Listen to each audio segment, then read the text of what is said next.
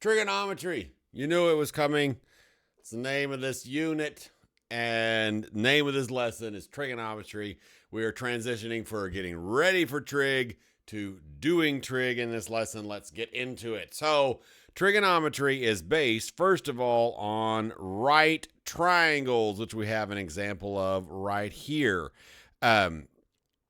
And trigonometry is built on three different ratios, which we actually derive from some of the lessons that we've had recently. And they are sine, cosine, and tangent. Don't worry, I'll explain all the junk on the page. It's not as complicated or as ugly as it looks. It's actually pretty straightforward. So the first thing that we need to know is we need to know this right here. Sokotoa, that ancient Native American word. Just kidding. Oh no, cultural appropriation. Oh no, canceled. Just kidding. No, it's not that at all, but it does kind of sort of sound like some sort of native word. Sokotoa. But that is a way to remember what the three trig ratios are and how they work. So, and it's very important if you use that SOHCAHTOA that you say SOHCAHTOA, because the ah is an AH and the O is an OH and OI is OA, right? So SOHCAHTOA. So sine of an angle is the ratio of the opposite side to the hypotenuse. So like in these examples, if we're looking at angle A, the sine of A is the opposite. Now, what is the opposite side to it? The opposite side is the one that if we drew an arrow through it, it would be pointing at its opposite. So opposite of side A, angle A is side A over the hypotenuse. And the hypotenuse, of course, is always the same. It's always opposite the 90-degree angle, right? Always. It's always that longest side. So sine is opposite over hypotenuse, always. So the sine of A is A over C, and the sine of B is B over C, right? We haven't really talked about like points being done in geometry, typically points being uppercase and segments being lowercase. We haven't talked about that in a while, but we're seeing an example of that again. So cosine, on the other hand, is the adjacent over the hypotenuse. So what is the adjacent? Well, the adjacent is the side that is right next to the angle, but you're like, well, there's two sides that are next to A, right? There's this one and that one, but it's not the hypotenuse because the hypotenuse has a special name. So adjacent to A is B. So the cosine of A is this B side over the hypotenuse of C. The cosine of B is this adjacent side A over the hypotenuse C. And then tangent is the opposite over the adjacent, so it doesn't use the hypotenuse at all. So the tangent of A is that opposite of is A over side B, and the tangent of B is opposite B over adjacent A. Let's put this into practice, put some numbers in it, make it more sense. This is a great way to rememberize what they are. SOHCAHTOA. Sine is opposite over hypotenuse, cosine is adjacent over hypotenuse, tangent is opposite over adjacent. Let's do this. So we're going to express each ratio as a fraction and as a decimal to the nearest hundredth. So the sine of P. Well, where's P? There he is. So the sine, again, is opposite over the hypotenuse. So the sine of P would be opposite, which would be 15, point over there. So it would be 15 over the hypotenuse, which is the one across the 90, so that's 17. So 15 over 17, which is, oops, I wrote a 15. Oops, I'm hitting all kinds of buttons. 17, which is approximately equal to, let's grab our calculator and see. Doing all kinds of crazy stuff recently. Look at all that nonsense in there. 15 divided by 17 equals, we're rounding the nearest hundredth, right? So 0.08. 0.88. 88. Right? Easy peasy lemon squeezy. What about the cosine of P? So we're still looking at this. We're still at this angle P. So cosine is adjacent over hypotenuse. So adjacent would be this one, not this one, because this one is the hypotenuse. So it'd be 8 over 17. So 8 over 17, which is approximately equal to, let's check on our calculator, 8 divided by 17, enter 0.47. 0.47. What about the tangent of P? So the same angle. So the opposite over the adjacent. So it would be 15 over 8.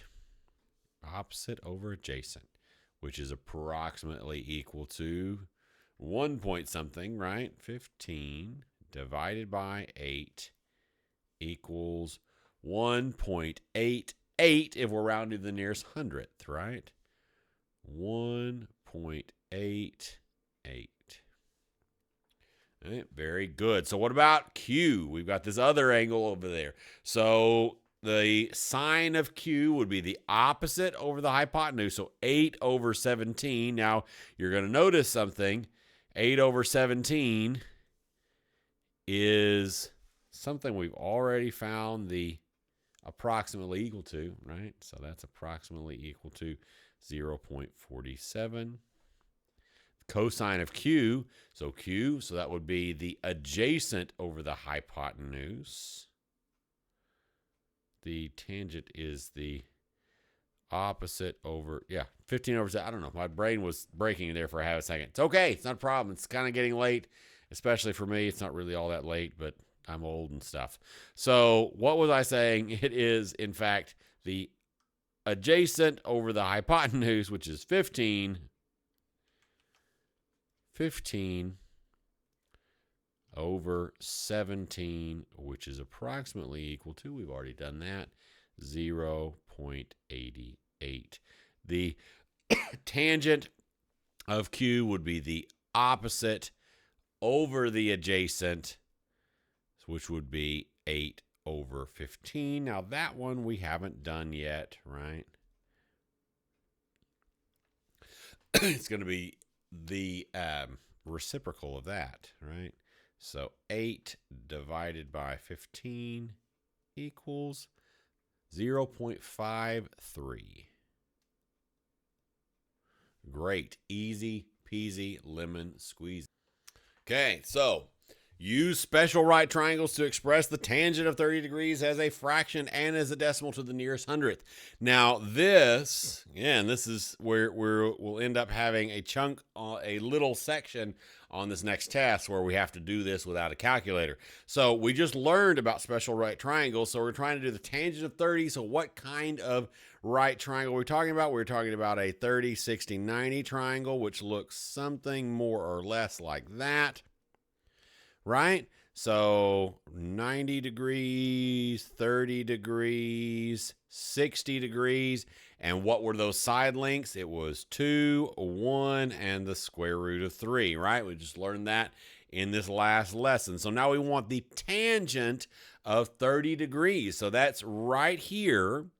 Okay, so that's opposite over adjacent. So the tangent of 30 degrees in exact terms as a fraction equals 1 over the square root of 3. Now, we don't like square roots in the denominator, right? So what do we do with that? We have to rationalize that denominator. So we're going to multiply times the square root of 3 over the square root of 3. Now, I did this in both quick fashion and slow fashion in the last one, but I will remind you in this lesson again. So square root of 3 times the square root of 3, it'd be like x times x, which is x squared, right? So it's the square root of 3 squared. Square and square root cancels. So in the denominator, we're left with just a 3. In the numerator, we have the square root of 3 over 3. So the tangent of 30 degrees tangent, let's switch back to this. Not that it matters, obviously, but the tangent of 30 degrees equals the square root of 3 over 3. Now, we're going to get the decimal equivalent of that, so let's do the square root of 3. So shift and square root of 3 divided by 3, enter. So to the nearest hundredth again, is that right? Yes, it is. So 0.58. So this is approximately equal to 0.58. Great. Wow, don't know what happened there. It's fine, no problem. There it is. Let's do another one. We are trucking right along. A certain part of a hiking trail slopes upward at about a 5-degree angle after traveling horizontal distance of 100 feet. Along this path, this part of the trail, what would be the change in a hiker's vertical position? What distance has the hiker traveled along the path? So my strong recommendation has always been and will always be that if a problem describes a picture and doesn't give you a picture, to first thing, get you a little sketch of the picture. So we've got a hiking trail that slopes upward at about a 5-degree angle. So we've got about a 5-degree angle and it's sloping upward. So 5 degrees from there, right? So we're talking about something like this. This angle is 5 degrees. And so after traveling a horizontal distance of 100 feet, so this one is 100 feet. Word problems have units. All right. What would be the change in a hiker's vertical position? So this vertical here. So we could call this, if we're wanting to kind of start to prep for physics, we could call this delta y, change in y. Don't let that freak you out. If you want to just write y, go for it. It's not going to hurt anybody's feelings, including my own. What distance has the hiker traveled along the path? So this, we could call this, I'm going to call this D for distance. Probably if we want to do some preppy stuff, that might, or unit circle prep or whatever else, we might call that R, or we could call it H for hypotenuse. I don't know, but we'll call it D for distance. Why not? That sounds reasonable. Okay, so we want to find this one and that one. Okay, so in this particular problem, we have got to use trig ratios because we cannot use Pythagorean theorem. We only know one side and one angle, so we have to use trig ratios. So to find this one right here, this one to the 5 degrees is opposite of it, and this 100 feet, which is the other number that we know, is adjacent. So opposite and adjacent, which trig function is opposite and adjacent? That's TOA. Opposite adjacent, right? So the tangent of 5 degrees equals the opposite. So that's y. I'm going to switch this to y because I think most of y'all are going to want to use just y instead of delta y. And it's, especially after being in geometry class, you might think it's like saying triangle y or something weird. This is just kind of like preview for things you may have already seen, chemistry or whatever else, right? Over the adjacent, which is 100, right?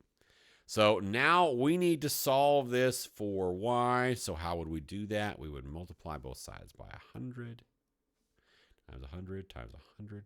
And then this bit we could actually just stick in the calculator. Now this is really important. There are two, on your calculator, there are almost certainly 2 different units that it can calculate the trig function for. There is degrees and there is radians. So on your calculator now, I can't go through all the calculators, right? So you're looking for something that either, on a lot of the calculators, you're looking for something that either says deg, or rad the top of the bar. Now, this particular calculator does it differently. It shows it up in the corner here. This happens to be in degree mode. I know because it's got the little degree symbol. But somewhere on your calculator, and to change it from degrees, from radians to degree, if it says rad instead of deg in there, then you're going to have to hit mode or setup or something like that, and make sure you go to make sure you're in degrees to use this. All right, on this particular calculator, it's up here, and then you just change it here. This is radians, and this is degrees on this particular calculator. Now yours will be different, but it's usually a mode button or something along those lines where you'll make sure it's in degree mode. So now we're just going to punch this in just like it is. So 100 times, oops, not 110. Let's try again. 100 times the tangent. Now your tangent button your trig egg buttons will almost certainly be on the face plate, sine, cosine, tangent, and they'll be their abbreviated form, sin, cos, and tan, right? So 100 times the tangent of 5. I don't have to put degrees because it's already in degree mode. Enter is 8.7. It doesn't tell us what to round to, so we'll keep it in the hundredths because that's what we've been doing this whole time. So 8.75. So it is approximately equal to 8.75. What word problems have units? Feet. All right. So that goes. Now, so you might be tempted at this point to use the Pythagorean theorem, right? And use this squared plus this squared equals that squared. My strong recommendation to you is to always go back to the given numbers. That way, if you made a mistake getting this, you don't just break everything.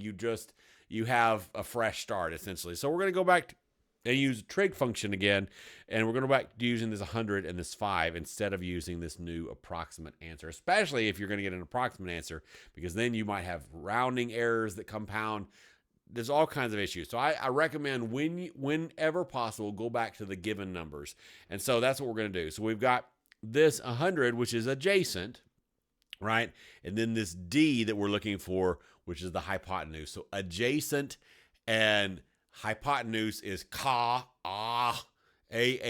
adjacent, hypotenuse, so cosine, right? So the cosine of 5 degrees equals the adjacent, so 100 over the hypotenuse. Now this is a little bit different, right? We got to solve for this D here. We don't need it in the denominator. We're going to start out by doing kind of the same thing. We're going to multiply both sides by D times D times D.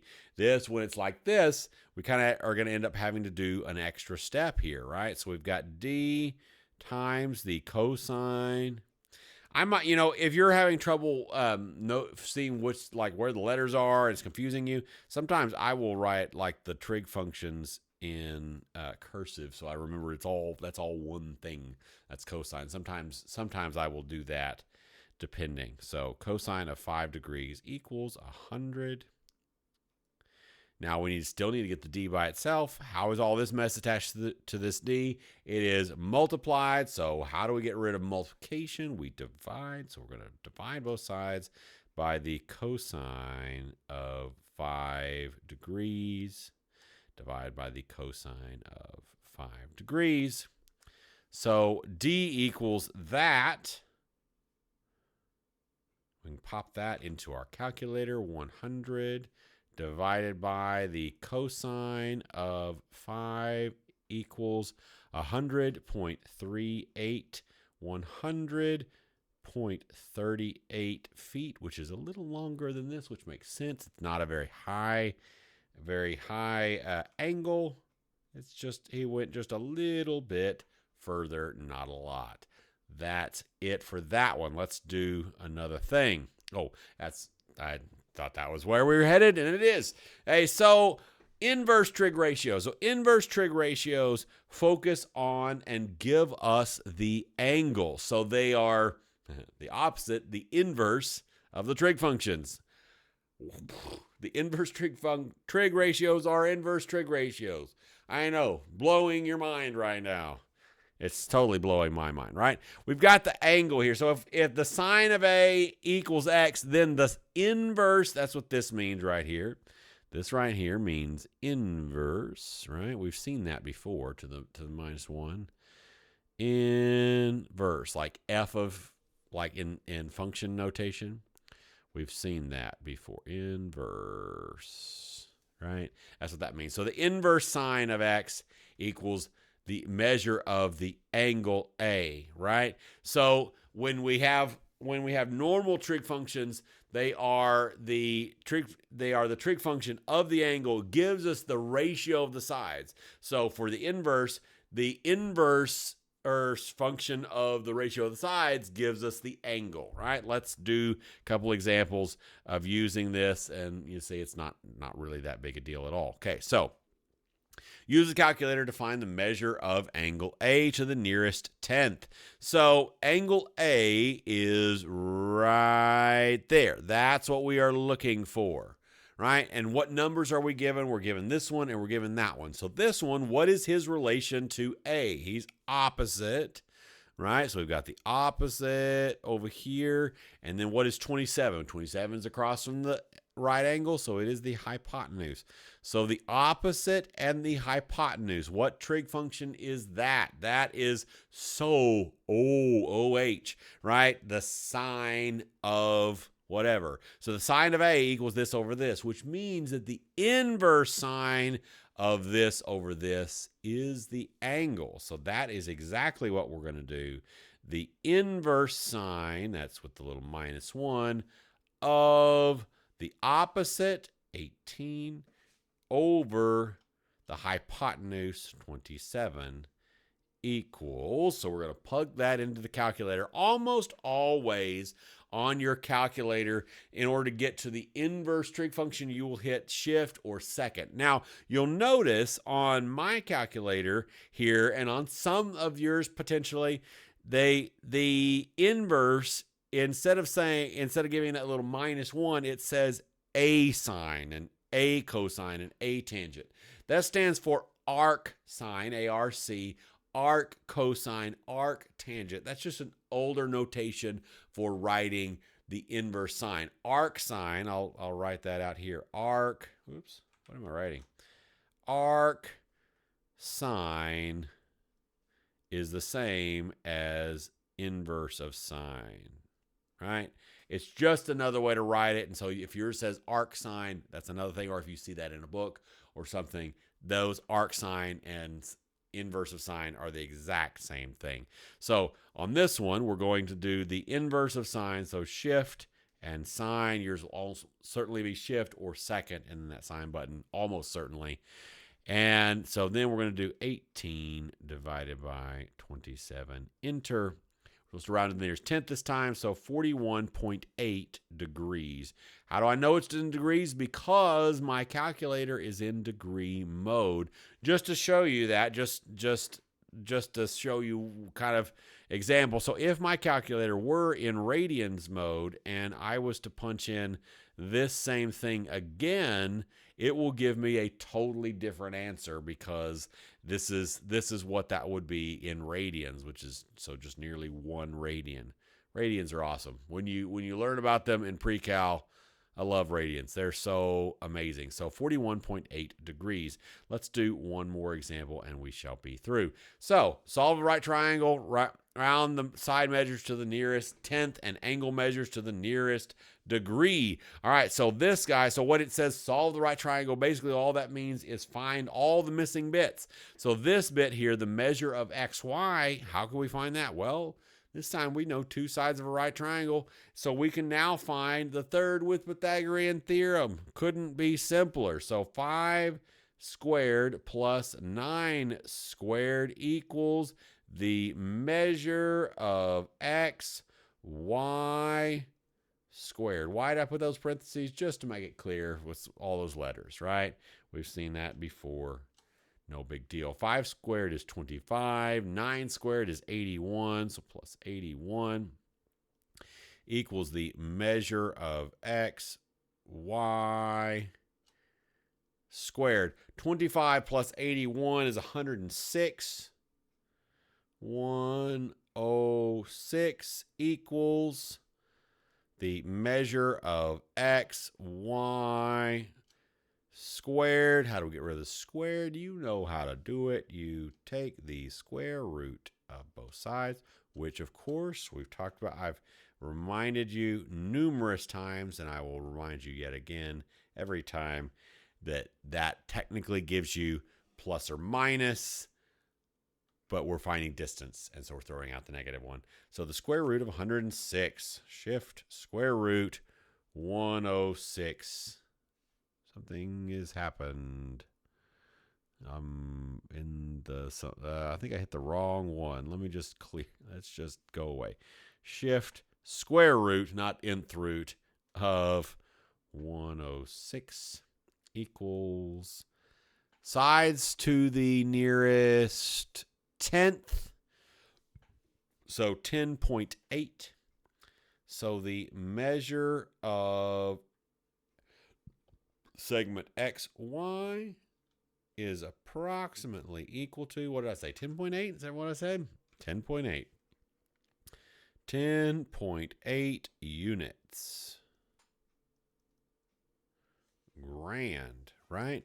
That's easy peasy. Now, what about the measure of angle X and the measure of angle Y? Well, we know these sides. We know two sides of a right triangle, so we can use inverse trig functions to find those. So y, 5 is opposite and 9 is adjacent, right? So that's tangent, TOA, opposite, adjacent, right? So the measure of angle y equals opposite, the tangent of the opposite, which is 5, over the adjacent, which is 9. So we're going to plop that into our calculator, and we're going to get approximately equal to something.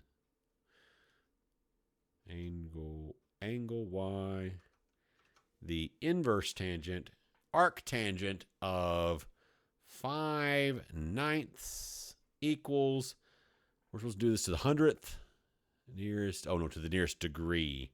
So 29, approximately equal to 29 degrees. I know it's in degrees, again, because my calculator is in degree mode, right? So this one, for angle X, we still have opposite and adjacent. It's just the reciprocal of this one. So the measure of angle X equals the tangent inverse. Oh, I didn't put the inverse. What have I done? Inverse tangent of, I did it in the calculator right, at least. That's good. Would have given me an error otherwise. Well, actually, tangent, it may not have. I had to think about that for half a second. Of the opposite, which is 9, over the adjacent, which is 5, to this one right here. Opposite over adjacent. So the arc tangent, inverse tangent of 9/5 equals 61 degrees. So it is approximately equal to, measure of angle X is approximately equal to 61 degrees. And that is that, folks. We will see you in the next one. We're going to do even more physics prep. It's going to be great. I'm having fun. Are you having fun? Let me know in the comments. Have a good one. See you later, y'all. Bye-bye.